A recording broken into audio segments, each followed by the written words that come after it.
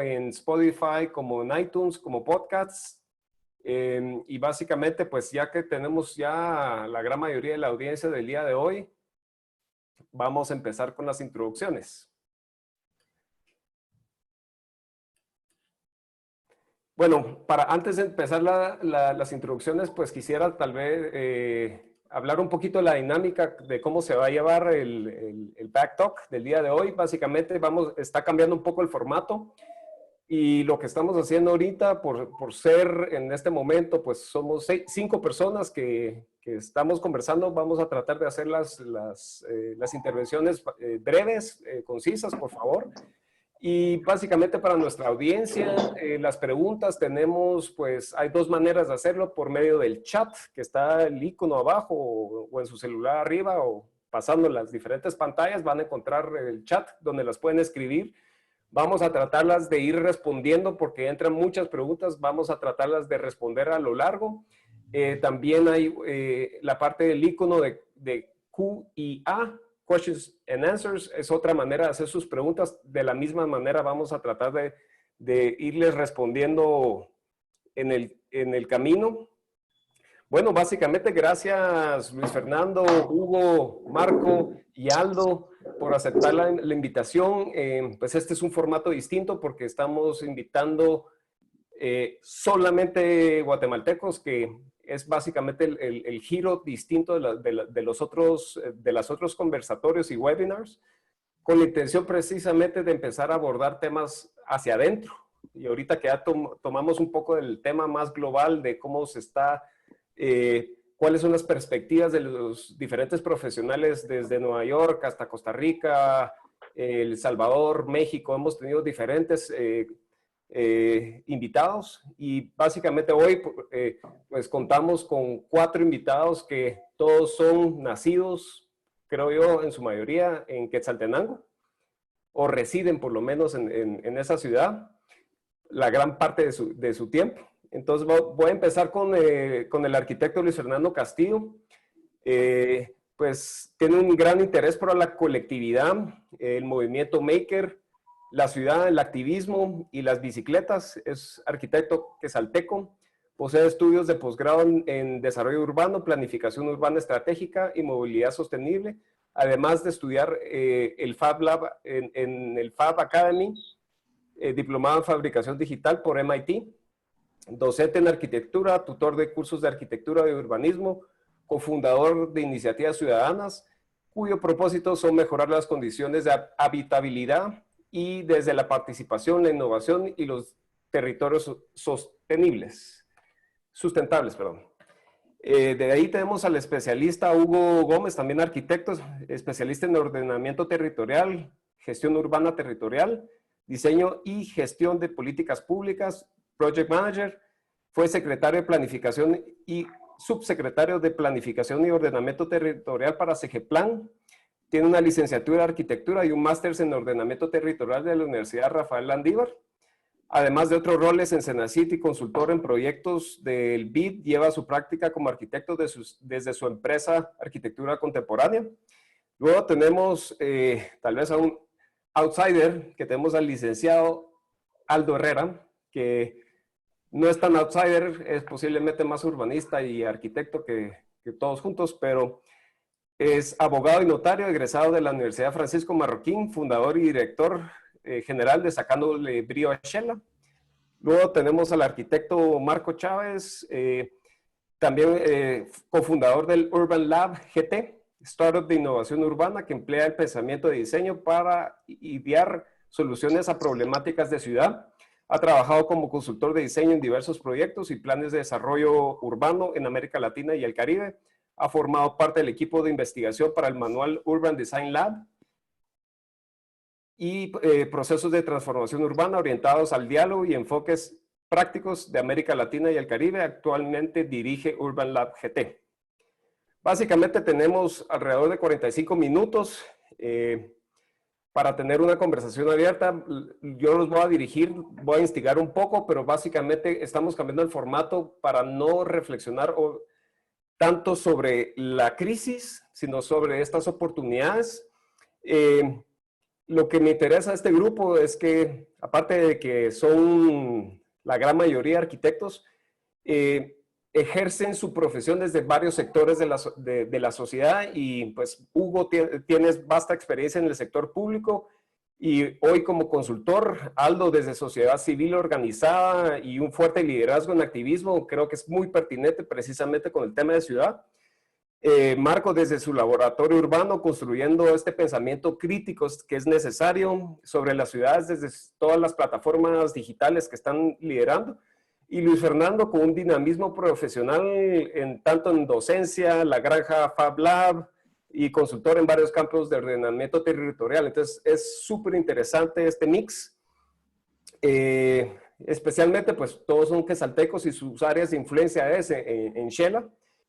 Y entonces el interés de invitar exclusivamente a guatemaltecos, como les decía, nace por el discurso que en varios sectores a nivel mundial se está conllevando, que es que la pandemia está generando estos efectos disruptores en los sistemas tanto económicos como de políticas de Estado. Y particularmente se habla de esta fragmentación de la globalización en vías de este término nuevo que se está hablando, de la glocalización, que entonces se empieza a fragmentar. No hablamos tanto de los sistemas económicos ni sociales, pero son pertinentes precisamente porque inciden también en nuestro concepto de lo que es urbano. Y hoy, como les decía, no hablaremos de estos retos exclusivamente, sino que precisamente de estos nuevos imaginarios y de las oportunidades que tenemos, tanto como profesionales, para empezar a establecer un camino sobre las maneras que podemos actuar como profesionales y estudiantes en establecer nuevas normas. Precisamente en este momento es donde se empiezan a cuestionar las normas del antes y el posible después y repensar sobre todo en la dirección de las nuevas ciudades. Y lo digo con esta connotación de nuevas ciudades porque ya está pasando.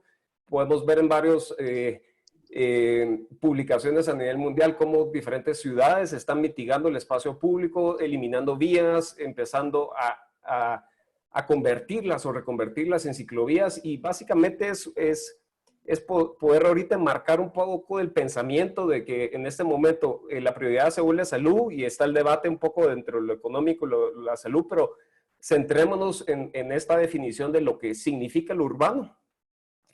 Y puntualmente para iniciar la conversación, yo creo que es importante para nuestra audiencia empezar a entender, como ustedes tienen distintos roles en la sociedad, tanto como académicos, profesionales, instigadores de pensamiento crítico, impulsadores de muchos de los movimientos ciudadanos que ocurren dentro de Xela, creo que empezaría tal vez con tu persona, Luis Fernando, para ver en dónde identificas estas oportunidades para cambiar estas reglas del juego, donde ahorita se ponen en esta tela de juicio el futuro de la profesión. Para muchos ya venía con esta crisis, la profesión de la arquitectura.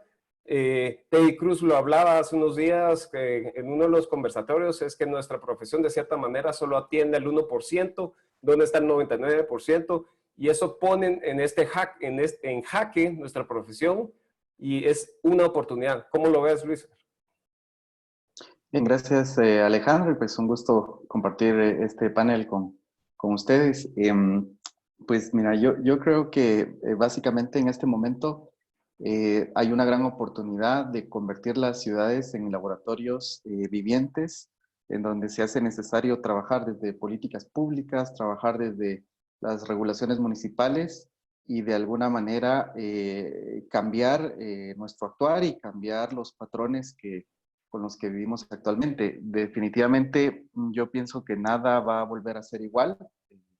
Creo que hay que romper ese status quo, esa necesidad de romper mucho en lo individual y pasar más a las ideas comunitarias, a las redes ciudadanas, en donde se tiene que replantear la forma en la que habitamos, en la forma en la que vivimos.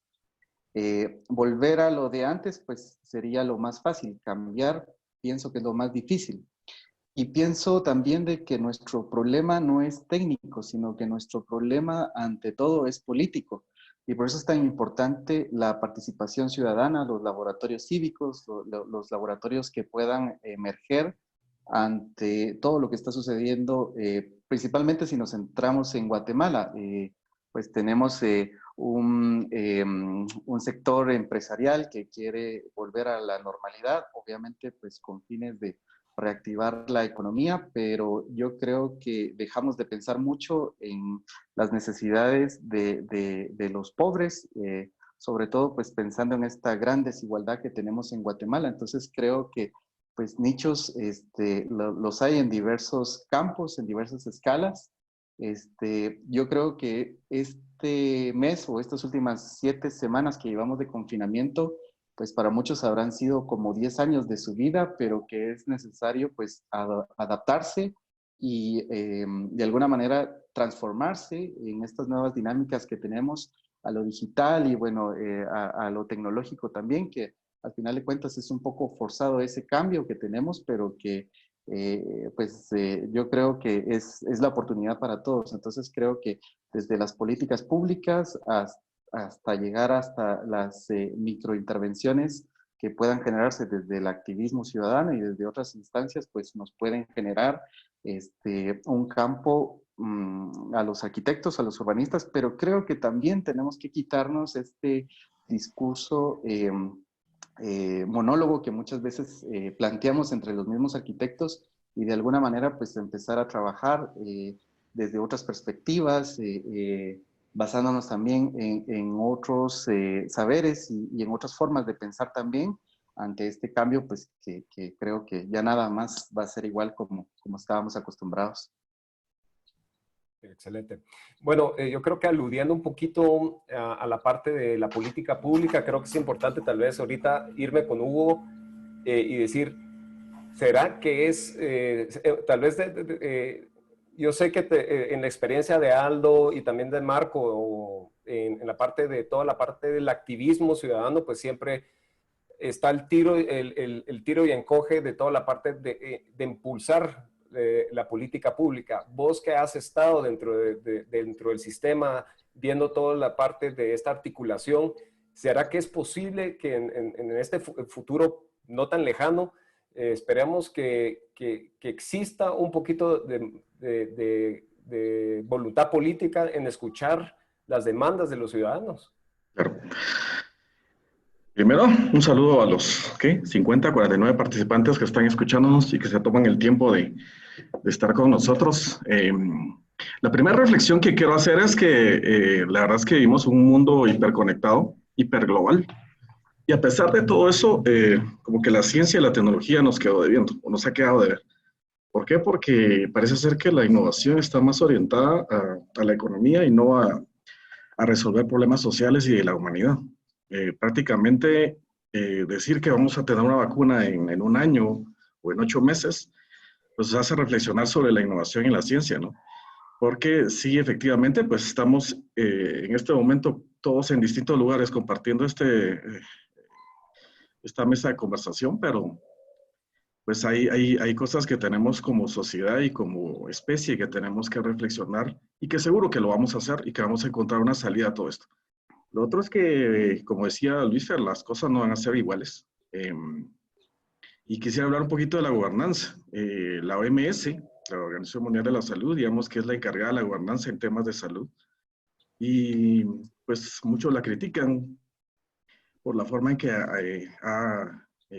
le dado frente a a esta pandemia.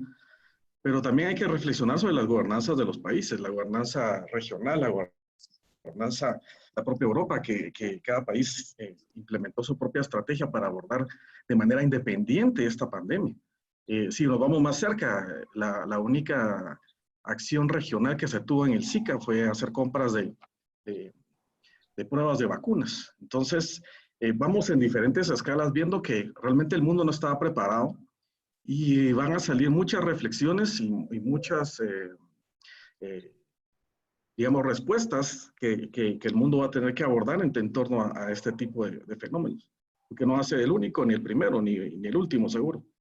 Lo otro es el tema de la política. Efectivamente, digamos que en el caso propio de nuestro país, el gobierno está haciendo lo suyo en relación a identificar una serie de acciones que digamos que muchas han ido lentos porque así es el gobierno, así la institucionalidad es lenta por procesos administrativos, por temas de transparencia.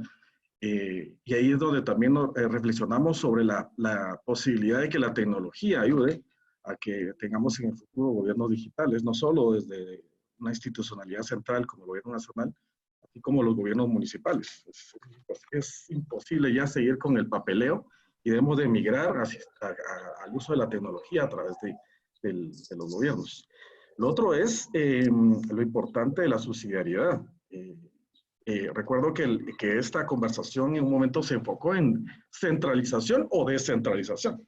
El país no es un país descentralizado. O sea, prácticamente la política pública se hace de gobierno nacional a través de los 14 ministerios y en este momento los municipios han estado como relegados de toda esta emergencia. No tienen bases de datos. Las primeras iniciativas de transferir recursos a través del gobierno nacional a los municipios para apoyar al comercio popular, pues ahorita todavía se está discutiendo cuáles son las bases de datos que se van a usar, porque los municipios no tienen bases de datos de las personas que trabajan, que están en el comercio popular, por ejemplo, o bases de datos de MIPYMES, de micros, pequeñas, medianas empresas. Lo otro es la data de los servicios. ¿Quién tiene la data de los servicios? Son los municipios. Pero muchos de los municipios siguen teniendo datas muy precarias, informaciones que se traspapelan, que las tienen distintas unidades dentro de los municipios. Entonces, hay una oportunidad grande para hacer una reforma realmente en el país a partir de todo esto. O sea, nos ha dado enseñanzas en que no hay una descentralización, o sea, seguimos siendo un gobierno presidencialista, republicano, pero que dependemos de decisiones presidenciales que se operen a través de gabinete. El gabinete de gobierno y de las decisiones del presidente. Todos los días estamos pendientes o cada domingo estamos pendientes de que el gobierno nos diga cuáles van a ser las nuevas disposiciones y los gobiernos locales que están más cercanos. Ese es el principio de subsidiariedad. El Estado debe operar dependiendo de qué tipo de política es, lo más cercano al ciudadano, y en este caso los municipios deberían de ser los que deberían de estar operando cierto tipo de políticas, y garantizando la provisión de servicios, la provisión de alimentos, que es algo muy importante.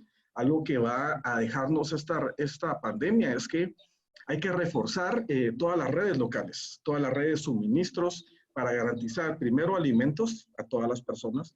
Lo otro es que esa red de suministros se está potencializando mucho con el delivery. O sea, todos estamos pidiendo en la medida de lo posible nuestros productos que nos vengan a nuestra casa, y los mismos productores también están, digamos, migrando a ese tipo de ¿cómo se llama?, de relación con sus consumidores. Entonces, hay cosas que están cambiando, algunas muy naturales, muy orgánicas, otras definitivamente que el Estado va a tener que propiciar. Primero, implementar, por ejemplo, gobiernos digitales, tanto a nivel nacional como local, para evitar ese exceso de procedimientos y exceso de trámites. Es una oportunidad para el país para empezar a impulsar una política de esta naturaleza.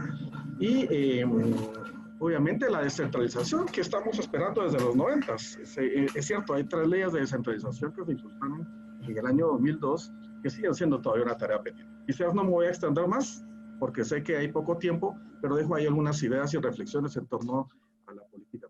Okay, yo creo que tal vez para resumir y ahorita entrelazar ahorita a Marco y a Aldo, pues sí hay un gran reto desde el punto de vista burocrático. La tecnología ahorita está acelerando más rápido porque los gobiernos lo tienen que adoptar por fuerza, que eso va a ser de cierta manera un empujón o una aceleración tal vez de la disrupción de la pandemia.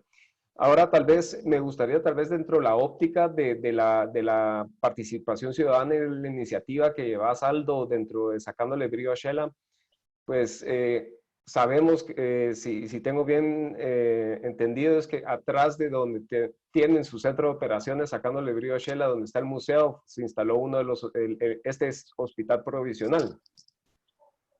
No, ahí estuvieron unos soldados que estaban viviendo ahí en el centro intercultural para para construir el hospital, pero ahí no hay un hospital provisional, pero me imagino que si esto pues llega a mayores, va a ser un espacio que van a tomar en cuenta para eso. Pues viendo el tema de ciudad, desde sacándole brío a Shela, pues yo lo veo desde Shela porque ahí es donde yo tengo una experiencia práctica, pero también debemos de verlo en general como Guatemala o ciudades latinoamericanas. Las ciudades ya estaban en crisis, digamos, las ciudades ya estaban en crisis, ya el transporte urbano estaba completamente colapsado, era mal visto socialmente, estaba incluso estratificado, ¿verdad? Veían mal o lo veían como de otra clase social utilizar el transporte urbano. Igualmente la bicicleta, hay grandes divisiones entre eso. Y la verdad es que creo que el urbanismo ha caído al error, al igual que el humanismo, de quedarse en estudios, ¿verdad? Pareciera que todo es un estudio, ¿verdad? Shela pues la han analizado tal vez unas 20, 30 veces, una y otra vez, pero los cambios son fáciles, son prácticos, ¿verdad? Entonces no se necesita darle tanta vuelta como para realmente hacer un cambio, hacer una ciclovía no tiene gran ciencia, ¿verdad? Hacer una acera no es algo que inventaron en los últimos 10 años, es realmente un problema práctico y más que todo lo veo desde la visual de los actuales políticos que uno, no creen en el transporte público. Yo creo que ese es uno de los grandes problemas porque ellos no lo usan. Entonces, no solo no creen en él, sino no les importa, ¿verdad? Normalmente el político, él y su familia andan en carro porque son de alguna otra clase social y entonces, ¿qué le importa a él el bus? ¿Verdad? Entonces, ese es un problema, no creen en él. Yo creo que el urbanismo sostenible en específico es un tipo de ideología, pero es una ideología comprobada que funciona, ¿verdad? Entonces es algo que interesante que pareciera que lo ven como cosas de niños. Esa reacción la he visto yo, ¿verdad? Como lo ven como cosas de informales, ¿verdad? Estos son novatos, ¿verdad? Entonces están proponiendo arreglar problemas con bicicletas o están proponiendo cosas como tomar espacios de parqueos para aceras más anchas, para hacer pequeños parques, parques lineales, cosas así. Y lo ven, no, hombre, eso no es hacer ciudad. Y yo creo que realmente la ciudad ya estaba en crisis. COVID, pues lo que va a afectar es el tema del transporte urbano, porque no van a poder estar todos ahí sí que jateados uno encima de otro ahí en el bus, como ocurre actualmente, porque van a estar transmitiéndose esta enfermedad mortal. Pero ¿y Entonces, perdón que te interrumpa, ¿en dónde ves entonces la oportunidad? O sea, ahorita hiciste un diagnóstico bastante aterrizado desde tu experiencia pragmática, de estar ahí y ver las delimitantes. ¿En dónde ves precisamente en esta era pospandémica? Que si podemos imaginarnos nos damos el chance, ese imaginario, ¿dónde crees que existen bajo tu rol esas oportunidades? pues yo no soy arquitecto, como les digo, pero sí veo el POT desde una perspectiva normativa y el POT entiendo yo que nace de sus sistemas de transporte, ¿verdad? Su densidad, como si emana de este tema y ahora está suspendido. Entonces, realmente es como si se hubiera despedido al 100% de los transportistas de Quetzaltenango y yo creo que su reincorporación es la clave para iniciar de nuevo, ¿verdad? No reincorporarlos como decirles, bueno, estábamos como estábamos antes, sino empezar con nuevas normativas, incentivar que todo tipo de gente utilice el transporte público y también quitarle espacio al carro, ¿verdad? Porque hay que tomar una decisión. Si no hacen nada y permiten que todas las aceras sean parqueos, que todo esté lleno de tráfico y todo el espacio sean los carros, eso ya es tomar una decisión a favor del carro.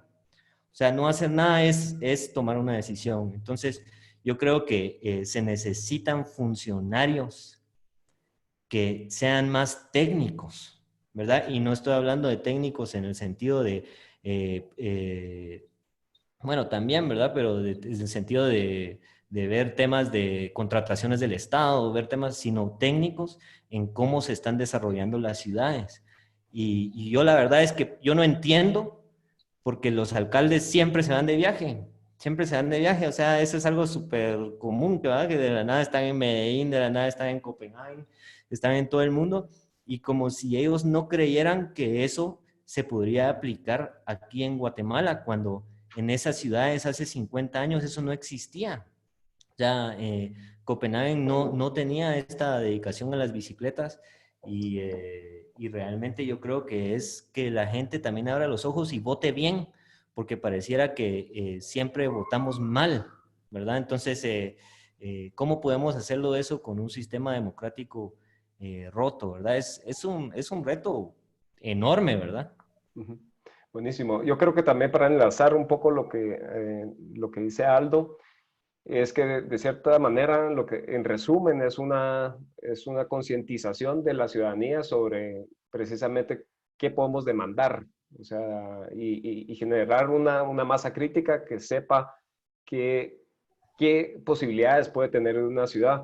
Desde tu plataforma, Marco, que como tanque de pensamiento de DUTANK también, que proponen e instigan, pues ahorita creo que se están redefiniendo estas reglas de qué acciones toma los gobiernos locales, qué empieza a demandar también la ciudadanía, pero existe esta como paradoja, ¿verdad? ¿Qué viene primero? Están las normativas, estamos perdiendo nuestras libertades de locomoción, entonces de cierta manera estamos perdiendo lo que tal vez todos en este conversatorio promulgamos y hemos profesado por mucho tiempo, que la necesidad del espacio público. Y entonces entramos en esta conversación que ya llevamos muchos años, los que tenemos más años, en esos temas que, como dice Aldo también, y ya ha mencionado Luis Fernando y también Hugo, es que los que estamos en esta profesión sabemos lo que necesita la ciudad. Sin embargo, los políticos vienen de la sociedad, están educados bajo los mismos esquemas, y entonces, ¿cuál es la labor entonces del profesional en este momento? O sea, vos desde tu plataforma de Urban Lab siempre están instigando estas ideas, de estas posibilidades. Pensemos en cuál es esta oportunidad única que hemos tenido de estar en pausa, como dice Luis Fernando, de pensar, porque las fórmulas están cambiando, ya no son válidas y nadie tiene una bola de cristal para poder saber qué pasa en 2 semanas. Inclusive el gobernador de Nueva York decía, cualquier persona que me diga que en 2 semanas, más allá de 2 semanas, tiene un pronóstico, no le creo, porque hay tanta incertidumbre, pero sin embargo nuestro rol tal vez como profesionales que manejamos la terminología y tenemos la experiencia, es precisamente donde tenemos que imaginar esas posibilidades. ¿Cómo lo ves, Marco? Gracias, Alejandro, por la invitación y buenísimo el espacio y las reflexiones de los demás panelistas. Creo que, bueno, hay varios temas a considerar. Creo que ahorita en la coyuntura en la que estamos, el tema a considerar es esta parte del urbanismo de emergencia. Yo más que pensarlo como en un urbanismo táctico, es un urbanismo de emergencia que al final de cuentas da respuestas inmediatas ante la crisis que estamos viviendo en el mundo. O sea, todo el tema, digamos, de activar estas nuevas redes de ciclovías, y quitarle, digamos, espacio al automóvil, es un urbanismo de emergencia que tiene una base, digamos, de decisión política. No es ese urbanismo donde estás invitando a la gente a participar y a sumar para que las propuestas se den. Entonces, estamos ahorita en esta coyuntura de tener un urbanismo de emergencia, y más adelante, yo creo que el reto es, entrando al tema de post-COVID, es entender que el urbanismo necesita aterrizar a temas muy prioritarios. Hay deudas pendientes en los territorios y temas muy básicos de servicios básicos, agua, luz, drenajes, alcantarillado, cosas muy básicas que al final todavía las tenemos en esta deuda en muchos territorios. Entonces yo creo que no es, digamos, el hecho de empezar a buscar terminologías o reflexiones muy sofisticadas, porque al final de cuentas nuestros territorios o el análisis pertinente es desde Latinoamérica, desde Centroamérica, desde los contextos en los cuales, como digo, hay deudas pendientes en ámbitos muy básicos. Luego de esto, creo que hay una oportunidad real en empezar a construir nuevas propuestas dentro del territorio que apelen a este resultado que nos da la pandemia en sí mismo. Por ejemplo, el tema de considerar a estos adultos mayores dentro del esquema de la planificación dentro de las ciudades, es un tema prioritario e importante. Muchas veces se ha relegado, muchas veces estamos acostumbrados a incluir a jóvenes, a participar incluso a niños, pero a estos adultos mayores se les ha relegado de la participación en la construcción de la ciudad. Entonces es una oportunidad para que ellos tomen, digamos, un rol protagónico en esta construcción, y también, sobre todo, también un urbanismo que vaya más al tema de salud, un urbanismo que vaya a priorizando temas de espacio público. Hace poco han habido muchas conferencias, muchas personalidades hablando del tema, y pues algunos aluden que hoy en día necesitamos también pensar más los espacios verdes, esos espacios que en realidad nos ayudan a tener una mejor calidad de salud.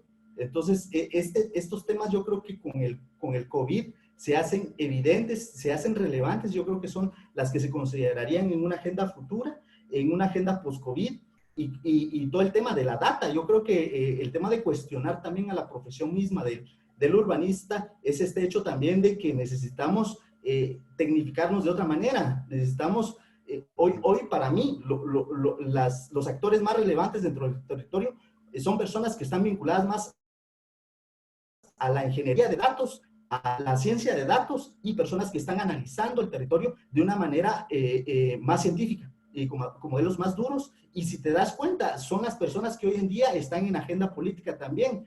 O sea, el traslado del poder político se está dando muchas veces a estos actores, epidemiólogos, personas que se encuentran, digamos, en estos contextos científicos y de datos duros, y que están generando cierta autoridad sobre el tema de las decisiones políticas. Entonces es una oportunidad también para considerar todo esto, y creo que por acá lo dejo.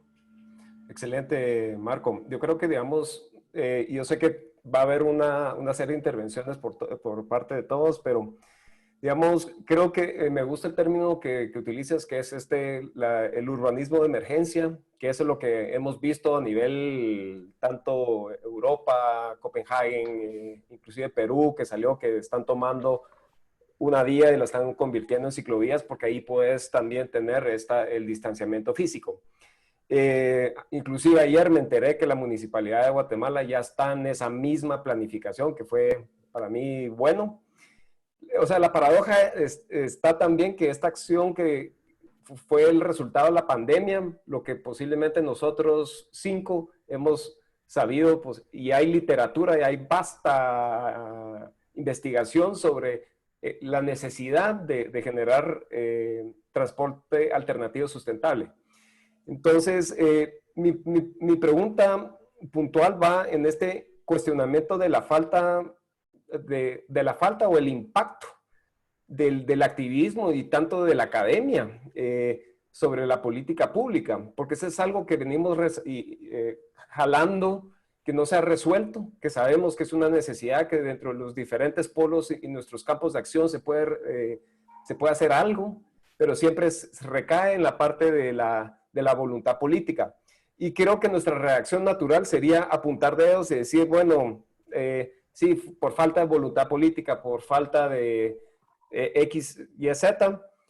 Ahora, ¿ustedes consideran que parte de no tener una masa crítica organizada desde sociedad civil sobre estos objetivos puntuales o cosas bien prácticas, como dice Aldo, también es parte de nuestra culpa? Porque como gremio o como gente que sí ve la parte de las ciudades y las oportunidades, no hemos sabido articularnos con un mensaje fácil de digerir, y seguimos tal vez posiblemente regurgitando las mismas ideas, cambiándole forma, brandeándolas de diferente manera, pero al final de cuentas las acciones marcan todo. Y como también dice, creo que muy puntual Aldo, o sea, mucho análisis es igual a parálisis.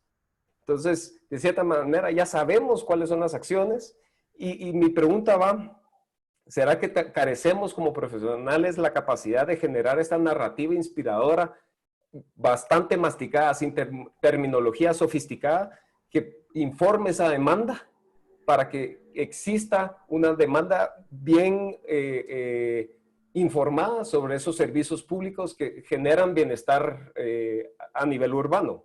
Sé que hay un montón de preguntas, las vamos a contestar, pero le voy a dar chance ahorita a Luis Fernando a reflexionar sobre esto, porque creo que has estado en diferentes ámbitos y yo creo que pues me interesaría ver cómo reflexionas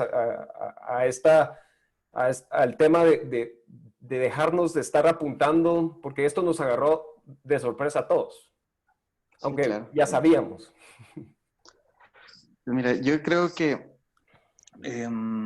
hay que reconocer de que como sociedad somos muy tibios y como arquitectos peor todavía, estamos congelados. Es cierto que se abren espacios como las backtalks o como algunos otros espacios de reflexión, pero en el campo de las acciones vamos a notar poca incidencia como sociedad civil, como gremios profesionales. La verdad es que tenemos muchas asignaturas pendientes en Guatemala sobre cómo reaccionar, cómo generar protocolos de reacción, en donde pues yo tuve oportunidad de presenciar un congreso en línea el fin de semana y me gustó muchísimo la reacción que tienen en Sudamérica, en Argentina, en Colombia, en Chile, en México también, cómo emergen estas reacciones ciudadanas en donde están a la par del gobierno, fiscalizando, pero además también proponiendo a través de estos laboratorios cívicos en donde se habla de gobernanza, se habla de los problemas de los insumos que necesita ahorita el personal de salud, pero también se hablan de temas de movilización de personas que, bueno, sabemos de este gran problema que hay en Latinoamérica y que Guatemala no es la excepción de las desigualdades que hay, que no es lo mismo sufrir la pandemia en tu casa tranquilo, donde todavía tenés chance de trabajar, a donde no tenés otra alternativa, que tenés que salir a la calle a trabajar, y máxime si vivís en un asentamiento precario o máxime si vivís en condiciones donde no hay servicios básicos y no tenés lo mínimo para... Entonces, realmente ahí es en donde yo encuentro una oportunidad de reacción ante esta problemática, pero yo me pregunto si realmente podemos deconstruir en nuestra sociedad tantos hábitos que están arraigados, como el uso del automóvil, como esta forma de habitar individual, donde yo en mi edificio, mi apartamento, si realmente estamos dispuestos a tener cambios en el modelo en el que vivimos, en donde lo que realmente, pues como se está mencionando, se necesita una respuesta de emergencia, donde necesitamos estas ciudades vibrantes y radicales que puedan generar cambios. Entonces, yo creo que ahí es donde nosotros realmente podemos repensar las cosas. No es lo mismo, la pandemia no es la misma que se vive en un asentamiento en zona 3 o en zona 1 en la ciudad de Guatemala, de cómo se vive en zona 14 o en zona 10 en la misma ciudad. Y no es lo mismo pensar cómo se está viviendo la pandemia aquí en el área urbana de Quetzaltenango, a bien cómo se está viviendo la pandemia en el Valle de Palajunoj, en el área rural de Quetzaltenango. Entonces, yo creo que todo tiene que ver con el cambio que necesitamos. Entonces, volviendo a la idea, pienso que no podemos ser tibios en este momento, hay que ser radicales desde la ciudadanía, desde los gobiernos, desde la academia y buscar realmente aprovechar los recursos con los que contamos y generar oportunidades y pensar más allá desde nuestra comodidad individual y pensar más allá, porque a mí me gustó mucho la participación de Poncho Garduño, que tuviste ahí con Eduardo Castillo, y él se ponía en una posición donde también era muy crítico de sí mismo, ¿verdad? De entender que todo esto viene más allá la oportunidad que podemos hacer a través del diseño, a través de mejoras en los espacios domésticos, de cosas muy técnicas que podemos pensar, pero hay que pensar también de que hay cuestiones muy importantes desde las políticas públicas y más aún arriba, desde los empresarios que al final pues no dejan de incidir en las decisiones de nuestros gobernantes y que al final pues no hay que negarlo, vivimos en un modelo capitalista, extractivista que nos tiene como estamos viviendo un desastre ecológico por el mismo modelo en el que vivimos, entonces creo que a todo eso pues hay que darle un cambio radical. Sí, efectivamente, pues yo creo que las conversaciones que se están dando a nivel mundial, y eso es lo que tal vez es lo positivo, es que tiene un efecto ecualizador, que todos estamos en lo mismo al mismo tiempo, que es para nuestras generaciones y nuestros roles dentro de la sociedad, es bastante importante poder hacer estas reflexiones como las que estás haciendo, Luis Fernando, porque de cierta manera, ¿por qué es ecualizador? Porque como tú dices, también no importa en dónde estés, qué estrato socioeconómico, nivel de educación tengas o sexo, es igual para todos. Y entonces y ese es como que el territorio común de los cuales podemos empezar a construir un diálogo un poquito más enriquecedor. En los backtalks pasados ha ido evolucionando bastante la temática porque pues a nivel que hay más información, pues inclusive nuestros panelistas han empezado a sentirse mucho más tranquilos porque el nivel de incertidumbre ha bajado. Hay varias preguntas que vamos a contestar más adelante. Creo que dentro de cómo podemos atar un poquito de esta conversación es ver si existen estas oportunidades en la parte de la tecnología. Que yo creo que también tocas algo de Luis Fer, que es bien importante para nuestra audiencia, es que muchos de los que nos están escuchando son estudiantes, son profesionales que tienen despachos o recién iniciados o han perdido su trabajo. Pues esa incertidumbre de qué viene, pues nuevamente no sabemos, nadie tiene esa bola de cristal, pero los indicadores macroeconómicos sí nos dan unas ciertas direcciones que nos va a traer mucha incertidumbre también económica. Y por ende, pues es una oportunidad también para la profesión y para múltiples profesiones para empezar a ver esas oportunidades de pivotar a través de la reflexión. Claro que las oportunidades no necesariamente tienen que ser puramente económicas, sino de las reflexiones sobre los sistemas que no funcionaron antes. Entonces, en eso, tal vez, pues te invito, Hugo, a ver, vos que has estado tan de cerca con la parte de la tecnología, ¿cómo ves que esto puede ser una oportunidad para aquel emprendedor que ahorita verdaderamente se está limitando todos los fondos disponibles allá afuera?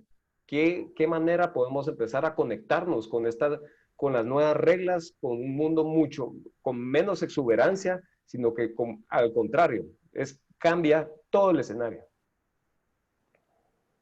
Yo creo que hay un par de temas que comentó Luis que me gustaría retomar, que era, nosotros somos privilegiados, o sea, todos los que estamos en este panel, porque como él bien decía, no es lo mismo estar en nuestra casa acá de 100, 200 metros, algunos con privilegio de tener un jardín o un espacio exterior.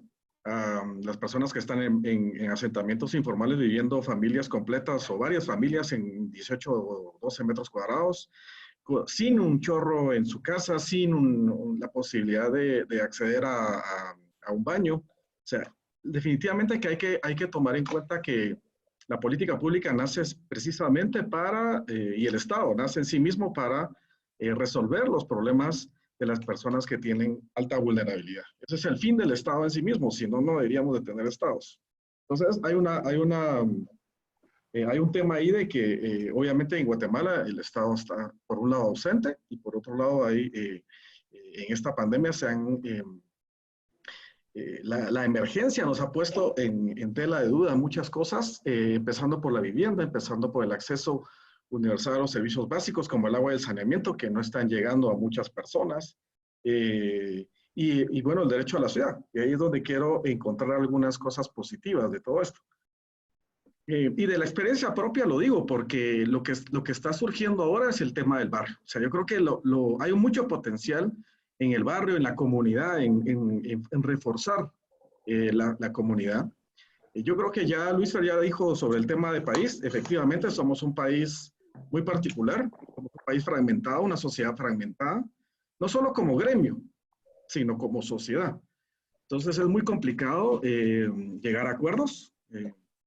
Pero hay oportunidades en las comunidades, hay oportunidades en el barrio, en el acercamiento, y eso tiene que ver con el urbanismo de la escala 1.5000, 1.500, la que estaba comentando Aldo en su intervención, en cómo ese relacionamiento con nuestros vecinos que se está reforzando de manera orgánica, porque quizás antes no nos relacionábamos tanto con ellos, pero ahora, por ejemplo, hay redes de WhatsApp en donde uno pues está pendiente de los vecinos, está esa solidaridad que se está dando y todo eso tiene que ver también con la cadena de suministros. O sea, tener un mercado, un centro de abastecimientos a 500 metros que te permita moverte a pie a ese centro de abastecimiento, creo que va a ser la tendencia, o debería ser la tendencia.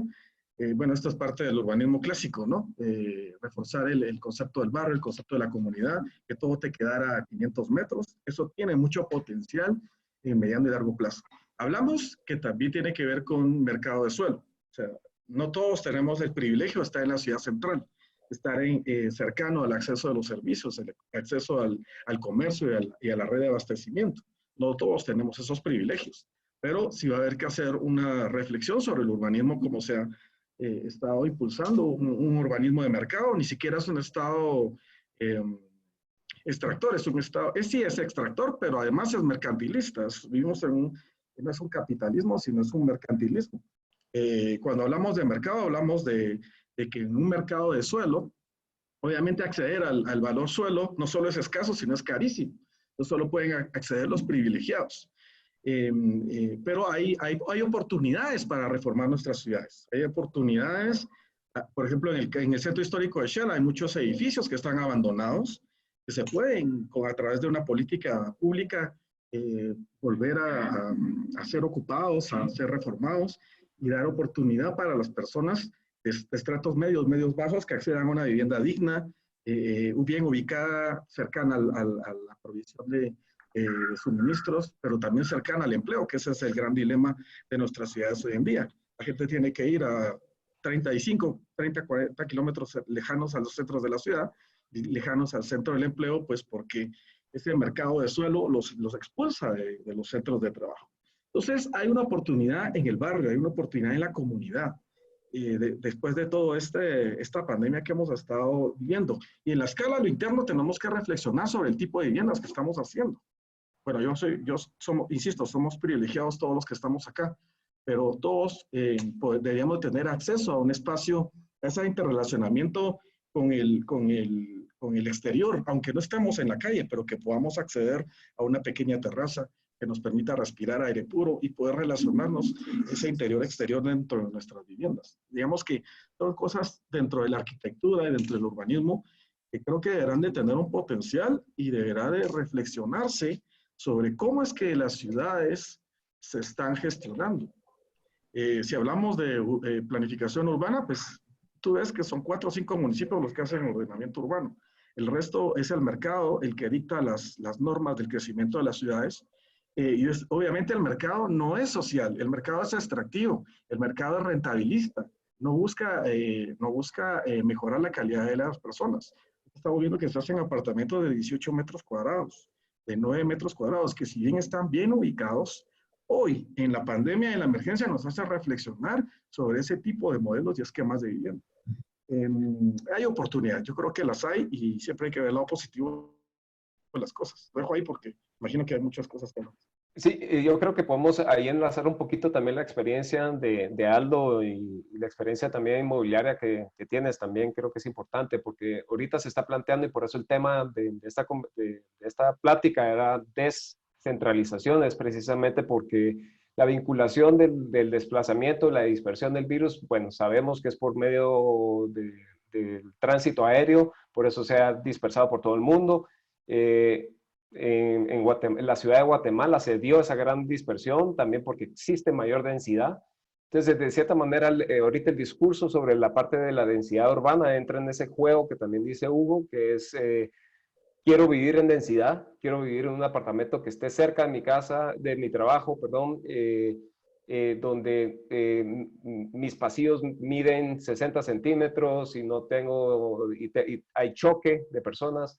Quiero subir el elevador en densidad, todo el tema de las virtudes de vivir en densidad se están también se están viendo atacadas en este momento. Y ahorita precisamente el modelo de inversión, en el momento que venga ya la pandemia, que ya se avecina la parte de la pandemia económica, es que cuando esas personas no puedan pagar,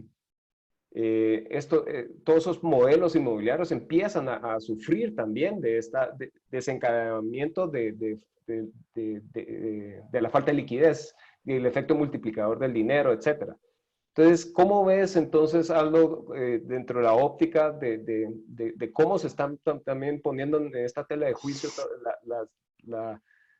los valores y virtudes de vivir en ciudad desde tu óptica? Pues gracias, Alejandro.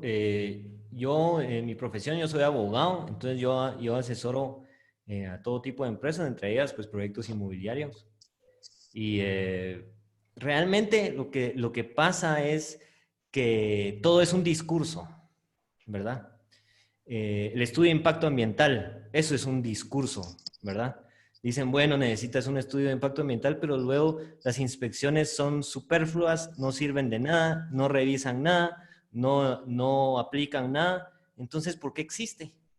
¿Verdad? ¿Cuál es esta gran farsa del Ministerio de Ambiente cuando los ríos están completamente muertos y a la par están poniendo trabas para que alguien resuelva un problema de vivienda urbana? ¿Verdad?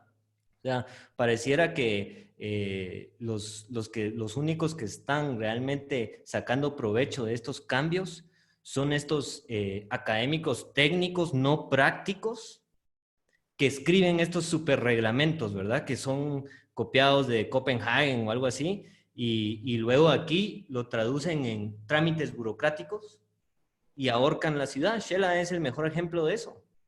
Shela, es casi imposible tener un proyecto inmobiliario con todas las de ley. Y eso es culpa del Ministerio de Ambiente, de la municipalidad y de todos los que están involucrados, porque todos quieren no solo escribir un gran reglamento, sino dar una gran opinión técnica que no es práctica, no es real. También el Centro Histórico de Quetzaltenango, estamos destruyéndolo con normas, con discursos hechos normas. Entonces, hay que ser realistas. Un método cualitativo de investigación dice, tenemos que ser realistas, ¿verdad? Tenemos que entender que las cosas no están funcionando y antes de COVID no estaban funcionando tampoco.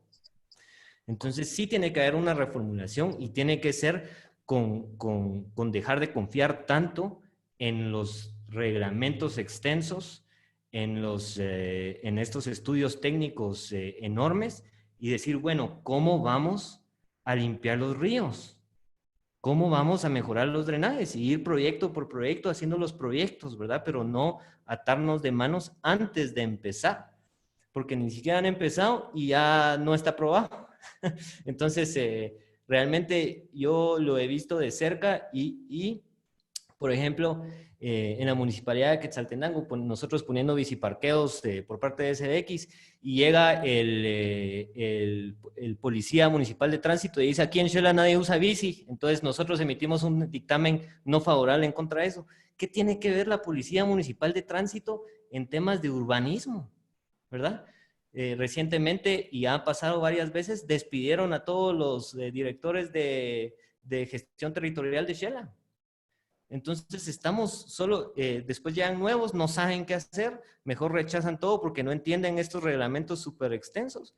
Y estamos como en un círculo vicioso destruyendo la ciudad y todos tratando de mudarse a Xela, tratando de movilizarse en transporte público y todo está realmente en un impasse. Yo veo a COVID como una gran oportunidad porque yo pienso que, en mi opinión, ¿verdad? No como arquitecto, la columna vertebral del desarrollo de una ciudad es el transporte público. Yo pienso de que la manera en que nos movemos es la manera que se desarrolla la ciudad. Y ahorita, hablando en específico de lo que conozco de Shela, esto está suspendido. Y ahorita hay que reformularlo. Eso estaba lleno de crimen organizado, lleno de desorden. Ahorita es el momento de hacerlo, pero yo a veces pienso que la gente que está en los puestos de decisión no cree que esa es la solución.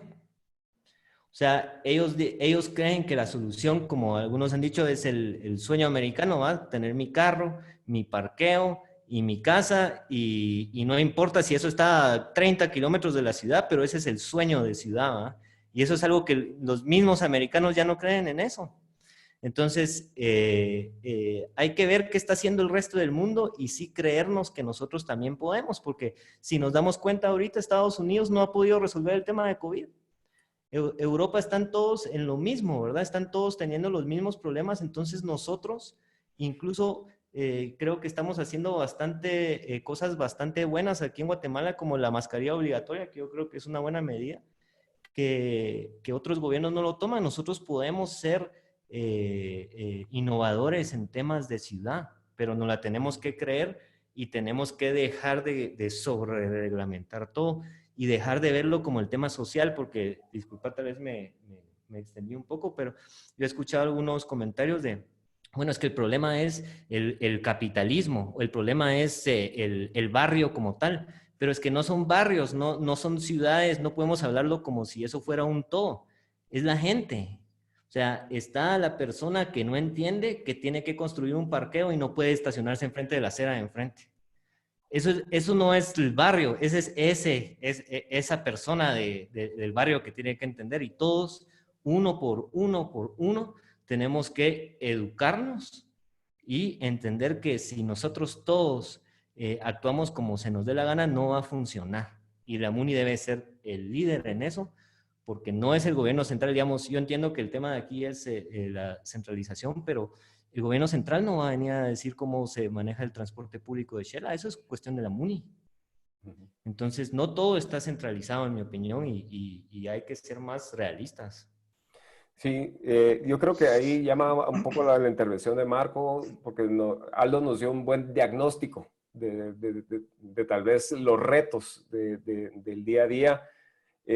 Dentro de tu práctica de Urban Lab, porque tiras varios temas para instigar la conversación. ¿Cómo crees dentro de la óptica de su práctica, de lo que están haciendo, de la propuesta, de las ideas, dónde existen esas oportunidades de empezar a pavimentar un camino que genere un optimismo sobre la conversación? Porque creo que eso es parte de los roles de todos nosotros, pues. Gracias, Alejandro. A mí me gusta mucho escuchar a Aldo porque no viene, digamos, en el buen sentido de la palabra, contaminado de ese tecnicismo muchas veces que tenemos, pues, los que nos dedicamos de manera directa o indirecta en esto. Yo creo que hay temas que él apuntó que son muy relevantes ahorita de involucrar, y va a pegar un poco a la pregunta también que planteas, que es un poco del tema de promover todas estas cuestiones también que nos ha faltado, todo el tema de cultura ciudadana, cómo gestionar estos programas también de cultura ciudadana, dar mejor comunicación dentro del aparato público, incluso también para las intervenciones, para el tema urbano. Tenemos una capacidad mínima de generar comunicación, tenemos una capacidad mínima de temas como de marketing.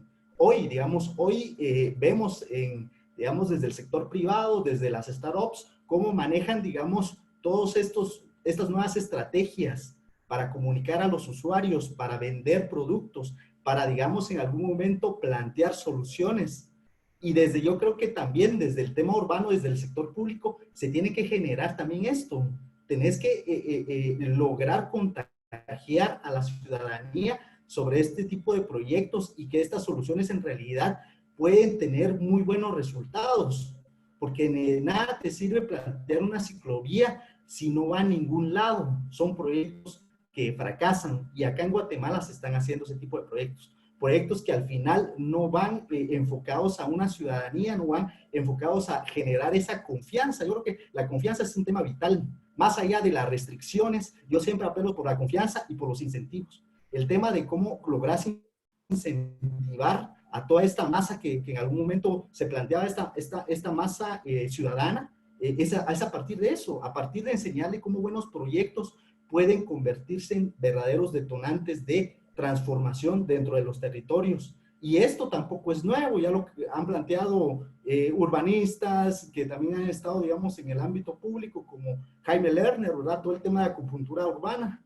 Entonces yo creo que es mucho apelar a este tema, y desde la otra perspectiva de propuestas. Yo creo que ya entrando en el tema de post-COVID, yo creo que hay temas muy elementales, cómo gestionar las densidades. Yo creo que acá viene una pregunta muy, muy interesante, porque antes las densidades las pensábamos en un nivel macro, en un nivel, digamos, homogéneo, pero hoy tenemos que empezar a pensar cómo gestionar las densidades dentro del espacio público, y aparte las densidades dentro de los espacios privados. Entonces aquí se convierten en nuevas posibilidades también para entender nuevas prácticas del urbanismo que nos pueden ayudar a entender mejor nuestros territorios. Todo el tema, digamos, que yo planteaba con el tema urbano, con respecto a que los urbanistas muchas veces nos hemos quedado relegados dentro, digamos, dentro de ciertas profesiones que van un poco más a la vanguardia. Yo creo que es importante aterrizar también que necesitamos de muchas disciplinas. Necesitamos entender este pensamiento transdisciplinar también para empezar a tener más certeza sobre lo que hacemos. Yo creo que esto lo hace muy bien el sector privado, ¿verdad? Yo creo que el sector privado ha logrado en algún momento encontrar las posibilidades de generar propuestas certeras a la población. Tú ves en productos, es muy práctico encontrar ejemplos, digamos, dentro de las empresas, que ves productos diseñados específicamente para ciertos usuarios, y tenés detrás de ese diseño de productos, tenés a un etnógrafo haciendo todo el análisis del contexto social, haciendo todo el análisis del contexto antropológico. Y entonces, ¿por qué no también retomar todas esas ideas y plantearlas al sector público, encontrar más voces que vengan de otros lados? Hoy posiblemente va a ser muy relevante contar con médicos, con epidemiólogos, a la par de urbanistas, trabajando este tipo de soluciones. Por ahí lo dejo. Excelente, Luis, que veo que está reflexionando y apuntando. No, pues, mira, yo creo que todo esto pues viene a aportar al campo de las acciones, ¿verdad? Yo creo que de todo esto pues hay que entender de que necesitamos estos cambios a estos hábitos y a estos patrones. En Guatemala en particular pues hay batallas que se están dando, pero creo que todavía hay que insistir un poco más desde la sociedad civil. Desde el mundo de los makers hay una cosa interesante que se llama Plan C. Esto surge en Estados Unidos, pero dice el plan A es el gobierno, y el gobierno pues tiene suficiente problema llevando las estadísticas y tratando de atender la emergencia. El plan B son las empresas. Las empresas ahorita están muchas paradas por las restricciones, pero además también los modelos económicos también impiden, por ejemplo, transacciones o importación o exportación y muchas cosas más. Entonces la empresa va como reaccionando en el tiempo, y el plan C es el plan ciudadano. Entonces en 1933 Roosevelt, posterior a la crisis de la Primera Guerra Mundial, instó a la sociedad civil y crearon los CCC, que eran cuerpos de la conservación civil, que lo que hacían pues era generar un buen ambiente entre la sociedad civil y buscar oportunidades para coadyuvarse o para entender cuáles eran las necesidades del día a día entre los ciudadanos. La revista Make acaba hace un mes crea un artículo que habla de renovar esta idea de los CCC, solo que le pone cuerpos de responsabilidad civil. Y lo que insta es a todo el mundo a hacer, tal y como el movimiento Maker y la filosofía insta, ¿verdad? A hacer algo, no importa qué cosa. Si trabajas en industria de salud, si trabajas en industria de turismo, hotelera, si eres profesional o si eres estudiante o si estás buscando alguna oportunidad de empleo, pues instar desde una instancia ciudadana a tomar acción, ¿verdad? Entonces creo que pues por ahí puede ser un mecanismo, digamos, de participación y de activación en todo esto que se nos viene, porque no podemos negar también que la pandemia pues va a traer una crisis económica bastante fuerte, y el hecho de que la gente con la reducción de restricciones empiece a salir como que si estuviera normal las condiciones, no es porque no lo entienda. Al final todos estamos con miedo, con incertidumbre, tratando de entender las estadísticas, pero al final pues también hay una necesidad importantísima de alimentarnos. Entonces, entre más protocolos, entre más organización, entre más redes ciudadanas, entre más alianzas, creo que podemos hacer ese plan C como respuesta a esta pandemia. O sea, yo creo que, digamos, dentro de tu intervención, Luis Fernando, es que de cierta manera parte de tu mentalidad o tu mindset como maker y como líder también de la granja Fab Lab está también dentro de tu chip en pensar en que estás pivotando todo el tiempo. O sea, y me gusta tu óptica de que sos un camaleón que te adaptas. Y esa es una oportunidad también, creo que también es interesante desde la óptica de cómo ahorita los makers y estos Fab Labs que las universidades alrededor del mundo ya tenían como equipos, se volvieron como estos suplidores de partes de todo tipo de equipos médicos. Entonces, el arquitecto que tenía la virtud de tener una impresora 3D entra a suplir la gran demanda de equipo médico que no era su expertise. Entonces entra como, y yo creo que eso es como que uno de lo que estoy sacando también de esos pensamientos, y ahorita voy contigo, Hugo, es la versatilidad de la adaptación, que es casi que ahorita casi que implícito, para no importando qué carrera estemos haciendo, porque la incertidumbre pues ya es implícito dentro de nuestro día a día, es cómo la manejamos y cómo podemos usar de este tiempo para construir precisamente estas redes que hablas. Y sé que hay varias preguntas y las voy a ir leyendo ahorita rápidamente. Tal vez, Hugo, me ayudas a contestar algunas en tu intervención, porque ya estamos llegando tenemos como 15 minutos para ir cerrando. Tenemos Okay, una... había una sobre descentralización, si querés la contesto rápidamente. Sí. Bueno, como decía al inicio, la descentralización pues la estamos esperando. Si bien se ha descentralizado algunos servicios, hay tres cosas que están descentralizadas directamente a los municipios: agua, saneamiento y que son además competencias delegadas, y el ordenamiento territorial. Pues no hablemos de ordenamiento, ya lo dije, y obviamente ahí hay una tarea pendiente en cuanto a provisión de servicios. ¿Qué más se puede centralizar? Pues la misma ley de descentralización lo dice: los municipios pueden solicitar al gobierno nacional la descentralización de ciertos servicios, incluyendo la salud, la educación y otros más. Hay competencias que son compartidas, por ejemplo, el tema del transporte. Si bien es cierto, el municipio regula el transporte urbano dentro de su circunscripción, no regula el transporte extraurbano, eso está regulado por el Ministerio de Comunicaciones a través de la Dirección de Transporte. Entonces, ahí hay que empezar a entender que esta emergencia nos llama a repensar el Estado y cómo funciona. Para empezar, o sea, no son 340 municipios y 340 ciudades, no. Es un área metropolitana que tiene prácticamente los municipios del departamento de Guatemala como parte de una ciudad, de un todo. Es 11 ciudades intermedias, 9 ciudades emergentes que están teniendo crecimientos importantes, y ahí pues tienes unas ciudades pequeñas entre 50,000, 25,000, entre 25,000 y 50,000 habitantes.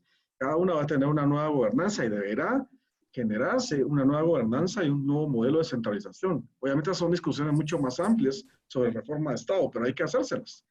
¿Por qué? Porque el gobierno tuvo que, en la emergencia, construir hospitales de emergencia.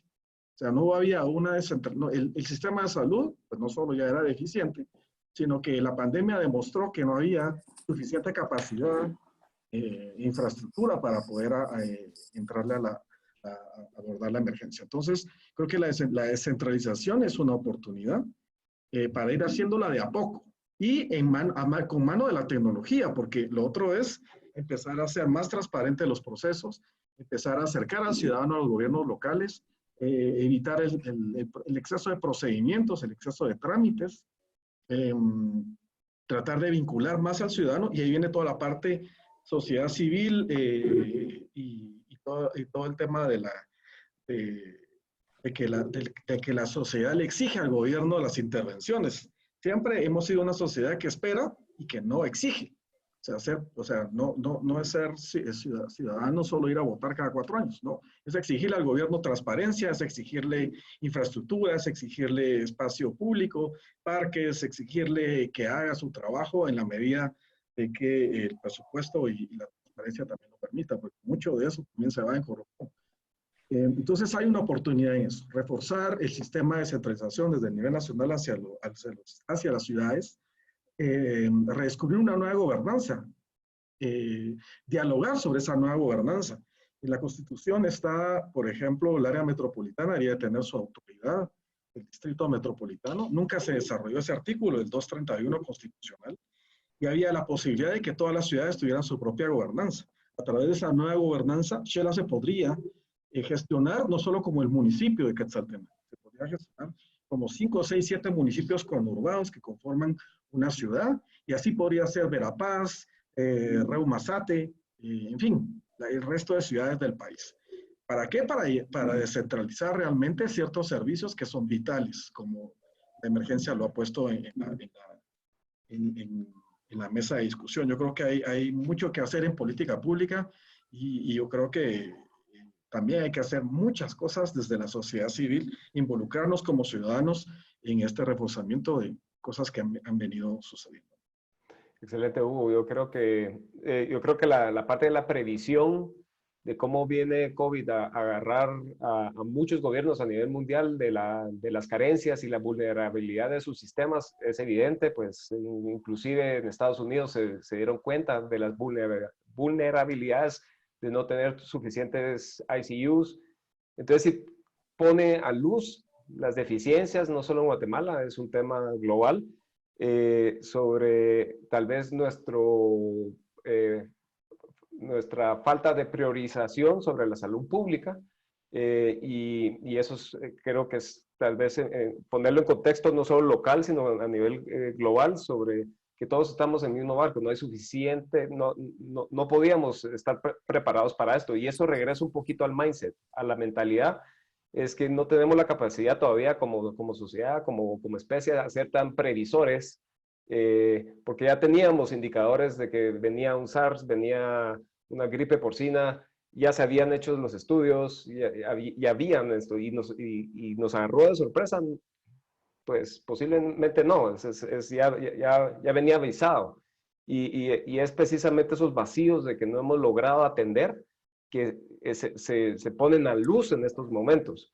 Hay otra pregunta para Marco, que tanto la innovación urbana es por naturaleza descentralizada. ¿Qué ideas innovadoras urbanas has estudiado que nos puedan servir en el tiempo de pandemia? Del tema de innovación, bueno, yo creo que está todo el tema del urbanismo táctico que se planteó, pero yo creo que, digamos, todo el tema de experimentar dentro del espacio público es eso mismo, o sea, por naturaleza es un experimento. No sabes a ciencia cierta cuál va a ser el resultado final, pero es un ejercicio interesante que están haciendo ahorita todas las ciudades. El tema del urbanismo táctico creo que son de los principales, digamos, aspectos de la innovación que ahorita ha traído todo el tema de la crisis. Yo creo que también está en redescubrir nuevas tecnologías aplicables al territorio. Esta idea que planteaba sobre el tema de la densificación, cómo empezar a entender, digamos, las densidades desde otros ámbitos, desde otros aspectos. El tema también, digamos, con el espacio público, cómo redefinir las posibilidades de espacio público. Yo creo, hay un término muy interesante sobre las startups de urbanismo, de innovación urbana, que vienen, digamos, a revolucionar todos los comportamientos de cómo se construye digamos, la dinámica urbana, y una de ellas, el claro ejemplo, es Uber. Y lo que está haciendo también una startup como en Colombia, Rappi, que ya está utilizando vehículos autónomos para repartición de alimentos. Entonces yo creo que todo el tema, digamos, vinculado a la tecnología, que en algún momento está dando una solución concreta dentro, digamos, dentro de las necesidades de la sociedad, también vienen a redefinir, digamos, el comportamiento de diseño y planificación urbana, porque al momento de planificar, cómo vas a incluir todos esos dispositivos nuevos que ahorita están operando, que ahorita a partir de la emergencia empezaron a operar dentro de tu planificación urbana. O sea, yo creo que toda la misma, digamos, el tema de innovación urbana es un tema también de retroalimentación desde otras vertientes, dentro de otros ámbitos, y lo que se está pasando ahorita, yo creo que por ahí vendría un poco la respuesta. Okay. Digamos, para ir cerrando un poco, muchas de las preguntas y comentarios están bastante dirigidos, obviamente, a la parte política, partes del Congreso, el presupuesto general de la Nación. No quisiera entrar en esos temas porque sí, lo que estamos hablando es puramente sobre el espacio urbano. Sí sabemos que tiene el componente político, pero para ir cerrando, yo creo que muchos de los que están en nuestra audiencia pues quieren ver posible, de parte de ustedes, es escuchar estos imaginarios post-COVID, que por más que estemos escuchando todas las noticias falsas y todo hasta que nos esté saturando la cantidad de información que estamos leyendo y recibiendo por grupos de WhatsApp, etcétera. Y te lo hago directamente a ti, Luis, sobre cuáles han sido tus mayores reflexiones en este momento y cuál quisieras que fuera ese escenario que obviamente con una cierta utopía, pero de cierta manera este imaginario que pudieras compartir con nuestra audiencia para poder empezar a generar un poco de luz dentro de todo lo que estamos escuchando y oyendo todo el tiempo. Claro. Bueno, gracias. Mira, yo la verdad es que el panorama lo veo complejo. Tenemos que esforzarnos, tenemos que crear ejercicios muy personales sobre hacia dónde podemos dirigir nuestro quehacer y lo que mejor podemos aportar. Y por otra parte también hacia dónde nuestro país va requiriendo también o va demandando nuestra energía y nuestro esfuerzo. Yo digamos, aportar algunas ideas, un campo de batalla que ya existía antes de COVID, pero que seguirá siendo, es específicamente para los arquitectos, y digamos, pensando en las nuevas generaciones, es que el espacio de la vivienda o todo lo relacionado a lo doméstico necesita reflexiones y necesita progresar y regenerarse nuestra producción desde otros campos también, no únicamente la parte técnica.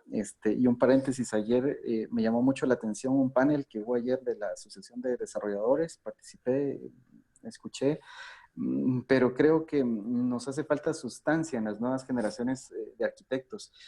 Volviendo al tema de este campo de la vivienda y de lo doméstico, creo que es una oportunidad para repensar cómo nos podemos involucrar con otros formatos de vivir, no solo por las exigencias y las restricciones de salud, sino también por lo que demanda nuestra sociedad, otras formas de coexistir y de entender que como sociedad, como bien mencionaste, Alejandro, en algún momento, una sociedad polarizada, una sociedad dividida, y Hugo lo remarcó también, necesitamos producir más allá de lo estético y más allá de los discursos técnicos de los arquitectos, entender desde otros campos también este tema de la vivienda. Y eso me lleva a otra idea, a otra inquietud, que nuestros modelos de negocio como arquitectos siempre se basan en el competir y el que, no sé, en X o Y variable tiene más habilidades, termina ganando el proyecto, pero al final eso nos genera unos esquemas bastante individualizados como sociedad.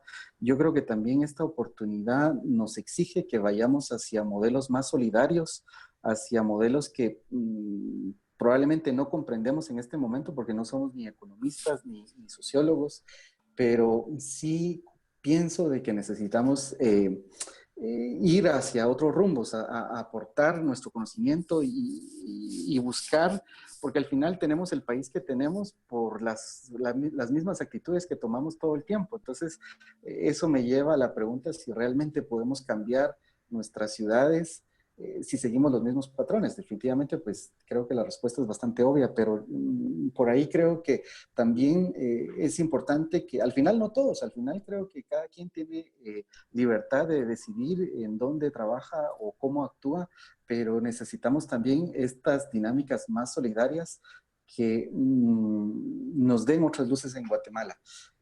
Un bestseller, quizás muchos lo conocen, Oppenheimer escribe Innovar o Morir, y habla que en Latinoamérica es más, es necesario, o digamos como, es mejor inventar tu trabajo que estar buscando tu trabajo, ¿verdad? O sea, lo que quiere decir es que tenemos que innovar y tenemos que crear nosotros mismos nuestras oportunidades de trabajo, y realmente nichos creo que los hay, simplemente hay que verlos fuera de la caja y entender que hay otros modelos. Inclusive pues muchas veces se cuestiona si el mismo activismo puede generar modelos económicos, y sí los hay que investigar un poquito, y hay muy buenos ejemplos de que sí se pueden generar, digamos, modelos económicos a partir de ciertas prácticas. Y por último, tal vez mi idea es donde existe el poder, porque realmente no sabemos si estos mecanismos de los gobiernos va a ser la nueva modalidad o la nueva realidad de control, de sometimiento a normas y restricciones, y no sabemos si esto realmente nos va a dejar donde hay poder, pues siempre va a existir resistencia, y por eso pues necesitamos esta participación ciudadana, estos movimientos activistas para poder cambiar esos patrones. Y regreso al plan C, yo creo que con responsabilidad cívica pues podemos aportar y luego pues ya cuando se aperturen las oportunidades de trabajo pues van a ir creciendo nuestras oportunidades también, pero hay que migrar a nuevos modelos. Muchas gracias, Luisfer. Salto con vos, Aldo, que sos la oveja blanca entre este rebaño de ovejas negras. ¿Cuál es esta ambición de la ciudad que, dentro de tu óptica, de esta participación ciudadana que ves? ¿Cuál es este imaginario que tienes en tu mente que genera un posible optimismo dentro de nuestra audiencia? Pues yo opino que, en primer lugar, el urbanismo no se debería de mezclar con la política, en el sentido de que últimamente, pues todos pensando, una pregunta que vi ahí, que los diputados son quienes los diputados nunca van a resolver el urbanismo. Eso es muy difícil porque, en primer lugar, no es el órgano especializado en eso, y al final es la municipalidad. Entonces, realmente es muy difícil politizarlo. Y también por las tendencias sociológicas y políticas que han surgido últimamente, como la identidad de género en el urbanismo. ¿Qué tiene que ver la identidad de género con el mal estado del transporte público, por ejemplo? O sea, que uno no se pueda sentar bien, no importa su género, su estrato, lo que quieran, ¿verdad? O sea, eso no importa. Una silla en buen estado es una silla en buen estado para todos, ¿verdad? Entonces no nos pasemos ahí 10 años discutiendo cosas que realmente no son relevantes para el tema. Las decisiones son muy básicas, muy básicas. Otras ciudades ya tuvieron estos mismos problemas antes. No es como si la ciudad de Nueva York no vivía a la mitad en extrema pobreza hace 100 años. O sea, ellos estaban exactamente con los mismos problemas. Esto no es algo nuevo, y debemos de aprender de los ejemplos de otras ciudades que fueron muy prácticas, ¿verdad? O sea, otras ciudades fueron muy pragmáticas en aplicar prohibiciones, en fomentar tipos de movilidad, no estuvieron preguntándose cosas sociológicas, ¿verdad? Porque ahí nos podemos poner a filosofar sobre muchísimas cosas, cuando lo que necesitamos es construir una ciclovía. ¿Y qué hay que hacer? Eliminar los parqueos. ¿Y eso va a dificultar el uso del carro? Sí, lo va a dificultar. Es como cuando la MUNI nos dijo, miren, esquepados y pedales genera mucho tráfico. Obviamente genera tráfico. Estamos tapando una calle. Nosotros no estamos diciendo que no genera tráfico, ¿verdad? Lo que estamos diciendo es que genera un espacio urbano recreativo los domingos, ¿verdad? Igual fue con Paseo San Sebastián, que fue otra calle en el centro histórico aquí de Xela, que tratamos de cerrar también los domingos y hacer pruebas entre la semana, y todos, no, es que eso va a generar tráfico. ¿Qué ciudad con un centro histórico peatonal no generó tráfico cuando cerraron las calles? Eso es imposible.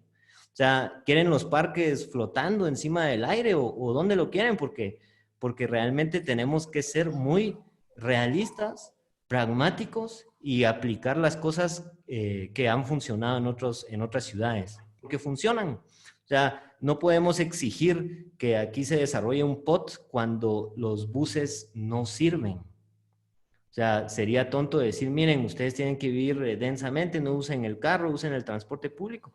Pero es que fíjate que es un marero el ayudante del bus. O sea, entonces yo tal vez sí voy a seguir usando mi carro, muchas gracias, ¿verdad? Entonces tenemos que ser muy realistas, verlo desde una perspectiva de qué haría yo, qué me llevaría a mí a usar el transporte público todos los días, qué me llevaría a mí a usar la bicicleta todos los días. Y si yo voy a implementar prácticas que no me convencen a mí, entonces probablemente no van a convencer a nadie, ¿verdad? Entonces hay que ser muy realistas en ese tema y no perder el tiempo, ¿verdad? Escribiendo tratados enormes y cosas así, porque el urbanismo realmente es táctico, es experimental, es prueba y error, es trabajar con comunidades, pero prácticamente no decir, bueno, aquí está su reglamento, ¿verdad? Y el cuate ahí tratando de ver cómo funciona su negocio, y de la nada le mandan un gran reglamento de 20 hojas, mira, tenés que cumplir esto y hacer esa licencia. ¿Qué va a hacer? No lo va a hacer. Va a ser informal. O sea, va a construir ilegalmente. Entonces, seamos realistas, yo pensaría que eso es, y veamos otros ejemplos. Eso hicimos con pagos y pedales aquí. Eso es una copia de otras ciudades y no está mal copiar buenas cosas, ¿verdad? Entonces no podemos crear cosas, no todo puede ser original. Sí deben haber cosas originales, definitivamente deben haber cosas originales, pero usemos cosas que han funcionado en otros lados, fáciles, baratas. Una acera ni siquiera hay que construirla para ampliarla, solo no hay que permitir que los carros se parqueen encima, ¿verdad? O permitir que las aceras, el mínimo sea de 1 metro. Es decir, yo cómo voy a ir caminando con un amigo platicando por la calle en una acera de 1 metro. O sea, eso no es fomentar la peatonalización, pero tiene que ir de la mano, ¿verdad? Si yo voy a ser peatonal, tengo que dar una alternativa al vehículo y hay que analizarlo en cuestión propia. ¿Qué haría yo? ¿Qué me incentivaría a mí a cambiar mi actitud? No se vale, como muchos urbanistas lo hacen, no se vale planificar para los demás, ¿verdad? No se vale planificar, bueno, ellos van a usar la bici, no. ¿Cómo te convences a vos mismo que vos cambies tu perspectiva? ¿Necesitas una ciclovía para andar en bici? Ok. Entonces, ¿dónde la vamos a poner? Hay que hacerla. Necesitas un buen bus para que la gente, probablemente tu vecino piense igual y por eso él no le convence el bus. Entonces, más que todo, yo pensaría que hay que tener un acercamiento más cualitativo, realista a la aplicación del urbanismo. Y hay muchas técnicas que no requieren fondos, no requieren diputados, no requieren alcaldes, no requieren nada para realmente implementarlo, ¿verdad? Gracias, Aldo. Ahí tenemos Marco, levantó la mano, pero adelante. Sí, solo para, digamos, algo muy concreto, creo yo también con respecto a esto que preguntaba sobre la visión. Yo creo que seguramente algunos han conocido la metodología de Design Thinking, que es al final esto, ¿verdad? Poner al usuario en el centro del problema. El pensamiento de diseño al final es elemental en lo que nos está pasando. Y digamos, ponernos en los zapatos de los usuarios es fundamental para todo lo que vayamos a hacer.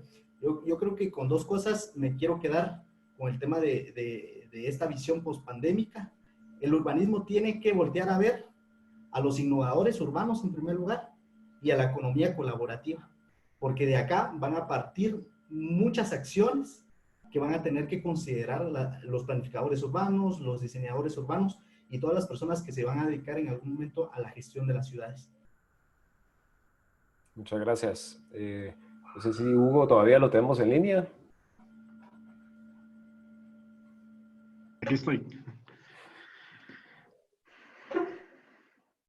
Dime, ¿qué quieres que te diga? Básicamente sería en la misma línea de todos, es ¿cuál es tu visión? ¿Cuál es este aporte que dejas a la construcción de este imaginario propositivo sobre o posiblemente utópico, sobre estas nuevas posibilidades para dar un poco de luz a nuestra audiencia?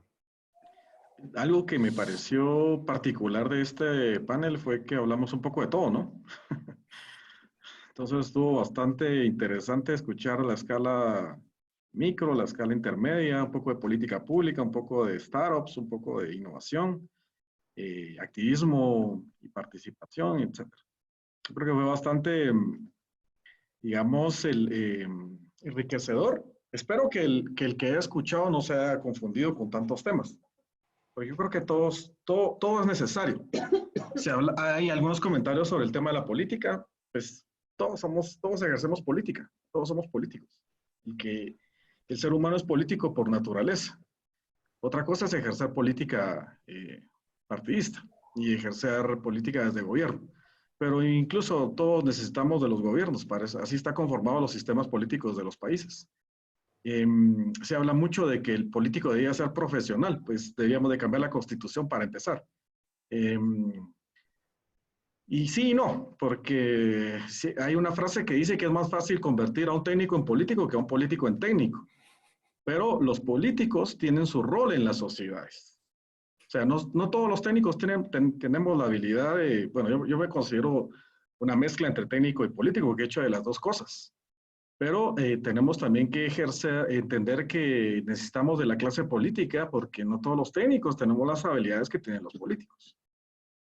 Los invito a ver Chernobyl, esa es una serie que pone en ese tema de la política y la técnica como algo muy claro. O sea, si bien es cierto, quisiéramos políticos más técnicos que entendieran no solo cómo funciona la ciudad, sino lo que los ciudadanos necesitamos para tener una ciudad mucho más sostenible, más vivible, pero lamentablemente a veces, pues eso no, por nuestro sistema democrático, pues no necesariamente tenemos a los políticos que quisiéramos. Pero pues yo los invito a ejercer política también, porque eso es parte de cambiar los sistemas.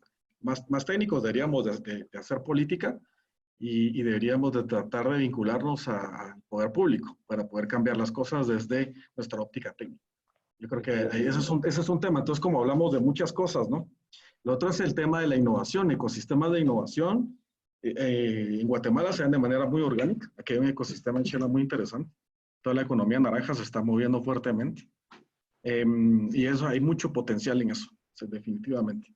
Creo que aquí tenemos a dos amigos que están en esos temas, Luis Fer y Marco, que han estado en vinculación del ecosistema en Shela. Yo creo que hay mucho potencial para activar nuevos emprendimientos de base tecnológica.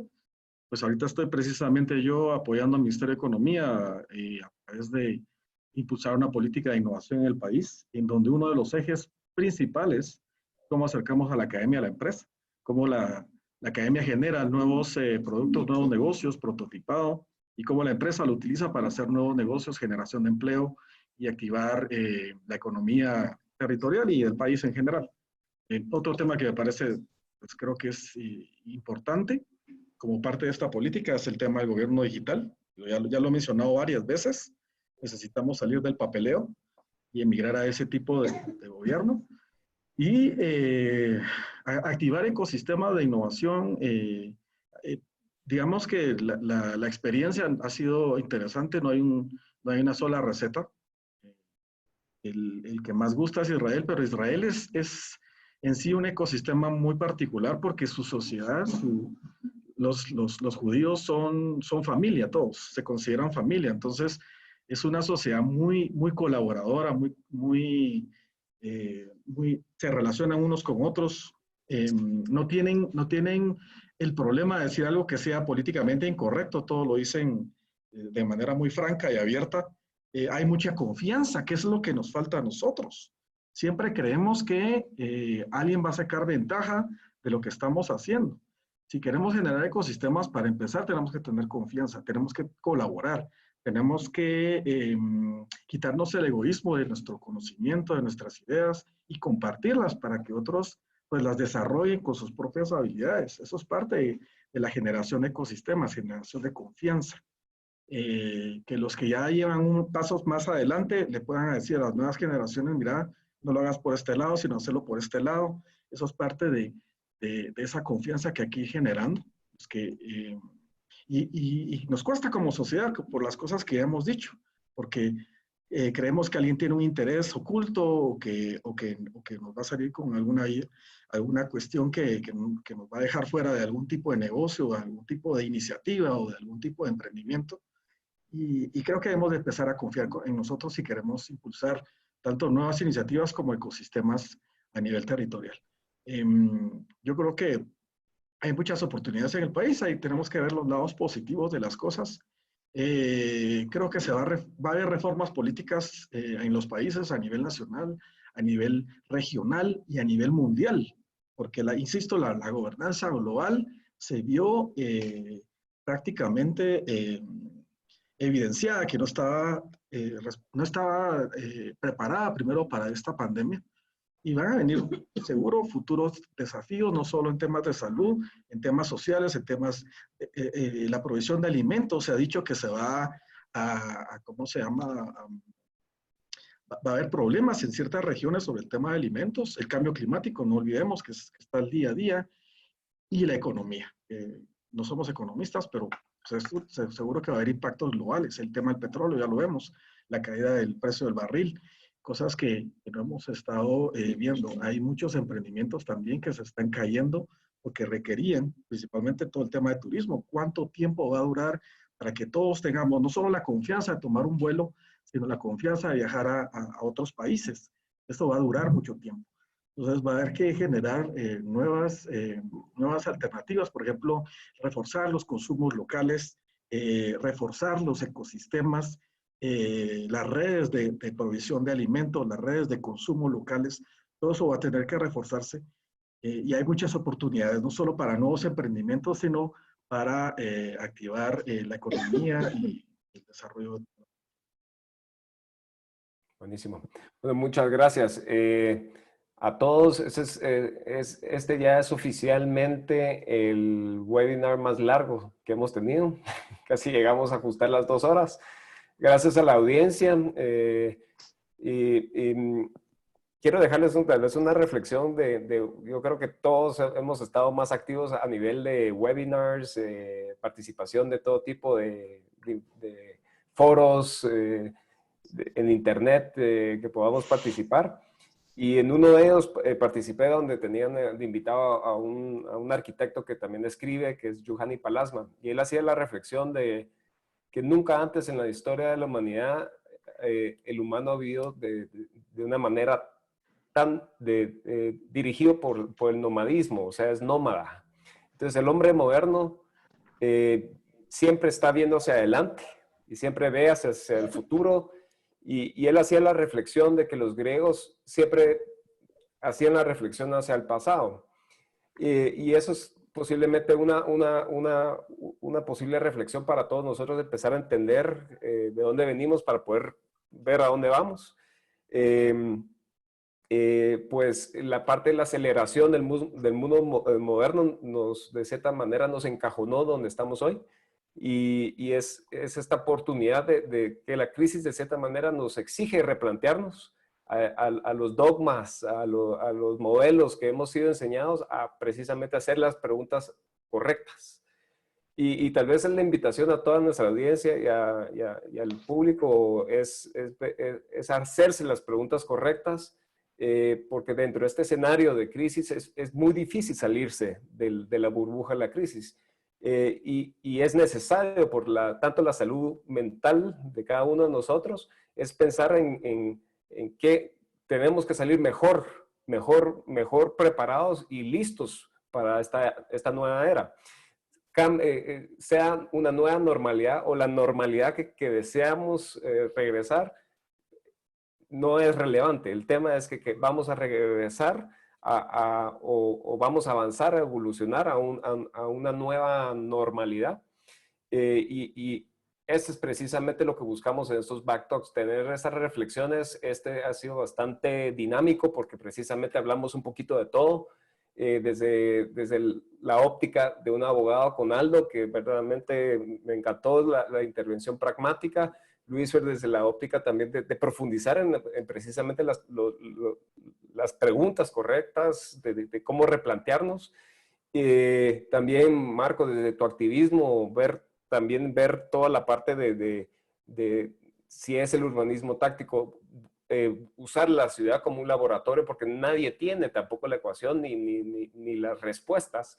Y es precisamente confundirse el design thinking que planteas, que es parte del pensar de un diseñador, que si no funciona, pues prototipas algo, y eso lo resume Hugo precisamente en esta, que empezás a encadenar la parte de la necesidad de nuestro rol como ciudadanos, que sí hacemos política, no somos políticos, pero hacemos política, y creo que es bien importante reanudar y como resumir todo este tema. Gracias por todas las preguntas. No sé si quieren alguien decir un mensaje, pues cada un minuto. Pero básicamente muchas gracias por su tiempo. Para los participantes, todas estas conversaciones van a estar en YouTube y van a estar en Spotify y en iTunes. Nuevamente, gracias Aldo, gracias Hugo, gracias Luisfer, gracias Marco por el tiempo, y me encantaría volverlos a tener. No sé si en 3 meses, 6 meses, no lo sé, no tengo la bola de cristal, pero me encantaría ver si este pensamiento ha cambiado ya cuando estamos post-COVID, y si verdaderamente ya esta penumbra que posiblemente nos ciegue un poco, cambie precisamente el espíritu, y lo más seguro es que sí. Entonces, si están dispuestos, a mí lo que me encantó es tener la voz de Shela y ver precisamente, es muy pertinente hablar de descentralización, porque al final de cuentas ustedes son representantes de este tanque de pensamiento que sí operan de diferentes puntos, pero articulados. Creo que es una gran oportunidad en este momento, como 4 voces se pueden unir, inclusive a los participantes que tienen ideas geniales y propuestas, de ver cómo ustedes se pueden empezar a articular. Entonces, muchas gracias y buenas noches. Gracias, Alejandro. Gracias, Alejandro. Gracias, Alejandro, por estar ahí al frente. Saludos a todos. Saludos a todos. Saludos a todos los que nos escuchan también. Saludos a los demás panelistas. Saludos.